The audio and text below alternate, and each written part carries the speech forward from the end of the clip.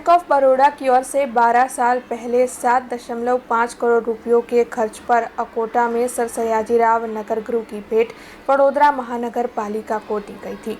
लेकिन इन 12 सालों में वडोदरा महानगर पालिका की ओर से सर सयाजीराव नगर गृह का बिल्कुल भी ख्याल नहीं रखा गया है, जिसके मद्देनज़र 4 करोड़ के खर्च पर रिनोवेशन करवाने का मौका आ खड़ा हुआ है।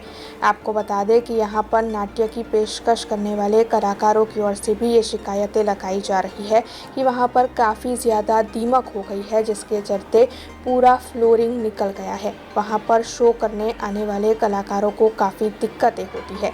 इस मामले की पेशकश स्थायी समिति के अध्यक्ष डॉक्टर शीतल मिस्त्री से की गई थी। तब उन्होंने इस मामले में प्रतिक्रिया दी है, जो आइए आपको सुनाते हैं। तपास करीશું કે અધિકારીઓ ઉદયની ટ્રીટમેન્ટ કરી છે કે કેમ, અને નથી કરી તો હવે પછીના આયોજનમાં લઈશું.